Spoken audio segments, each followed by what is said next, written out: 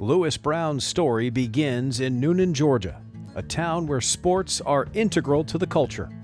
His father was a sports writer for the local newspaper, and Brown quickly got exposed to the game of golf. About 15,000 people. Really everything you want in a small town. Probably the best thing is you get the benefits of the small town, but the access to the big city. As a junior golfer, Brown made noise early.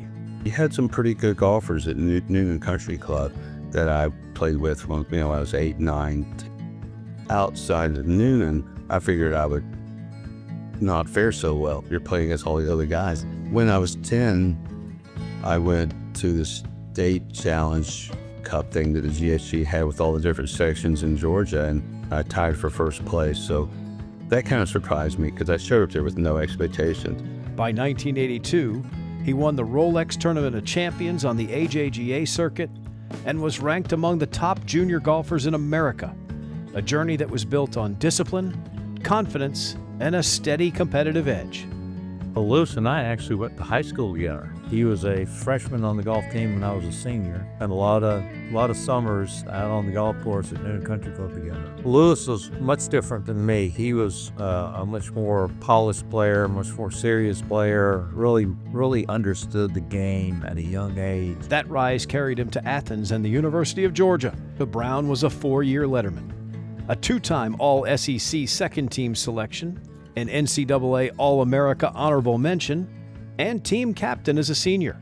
He would listen to AC/DC, but yet he'd knock it out of the park in his grades, and yet he was an All-American. He just kind of got it all worked in. He had a great balance to him. I played on some very good teams. My first 2 years, we won the conference, the SEC, which was very competitive. The guys that I played with, they're lifelong friends, and it was like our own fraternity. He won the 1984 MSU Invitational, helped lead the Bulldogs to SEC titles in 1982 and 1983, and graduated in 1985 with a degree in business administration. That same year, before moving on to the professional game, Brown delivered a breakthrough at home, winning the 1985 Georgia Amateur after runner-up finishes in 1982 and 1984. I played well in that tournament every year. From the time I was 17, I always finished in the top 10, but 82, 3, 4, and 5, I had to lead on Sunday at some point, either starting or during the round. But for me, it was a big relief to finally win that tournament, because I would hate to have never won it as close as I was. So I look back, and that was one of my most memorable wins. He turned professional soon after, competing internationally, winning on the Australian PGA Tour and the Canadian Tour, while also competing in 9 PGA Tour events. Back then, not too many people came out of college ready to play the tour. But it was good. In those relationships, that's so much of what golf is about. After nearly 2 decades as a professional, Brown regained his amateur status and began a career in wealth management. I had had success as a professional, but I wasn't where I wanted to be by that age, so it was time for me to change. Even with a new competitive chapter underway, Brown's competitive fire never left. In 2008, he teamed with Mark Strickland to win the Georgia 4-Ball Championship. As a senior, he elevated again, capturing the 2020 Georgia Senior Championship and showing that his best golf was still in front of him. The only reason I started back playing tournament golf was because I went through a cancer. I got cancer in my head and neck area. And when I came out the other side of that, one day I just said, I need to go play in a golf tournament. Because, I felt like when I stopped playing years ago that I would have another shot at playing. At some level, I didn't know what it would be, but I figured at some point in my life, I'll play tournaments again. Well, at that point, I need to go play a golf tournament. Then came 2024. At the Honors Course in Tennessee, Brown won the U.S. Senior Amateur, becoming the 5th Georgian to capture the title in the last 25 years. I played the Honors Course. It's such a great venue for for a USGA event or for any big tournament. I mean, the USGA always sets the golf courses up difficult. I was not intimidated by it at all. I mean, I knew it was playing tough, but I knew my game had some good things going for it at the time. I really wasn't focused a whole lot on like winning it. I just wanted to make a good showing.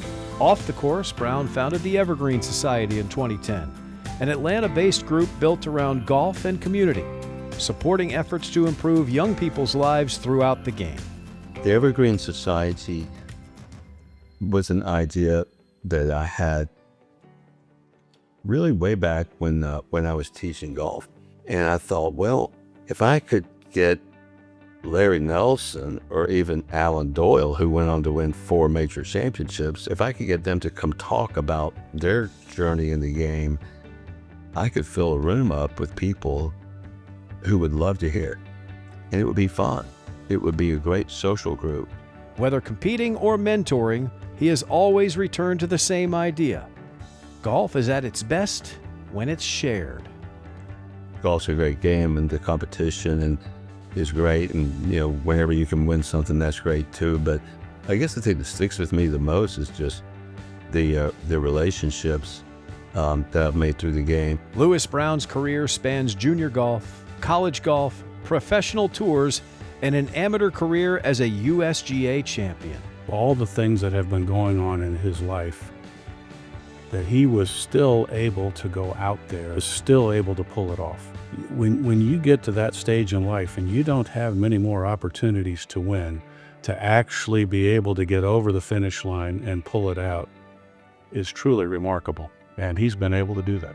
And in this honor, Brown's legacy comes into focus. A champion who never stopped evolving. He was such a great player and such a great ambassador, not only for golf, but for the state of Georgia. But I was very happy to see him get in. I thought it was well-deserved, and I couldn't be more proud of him, because I always kind of feel like Lewis was a little brother to me, and to see him finally get recognized for the accolades of golf is well deserved.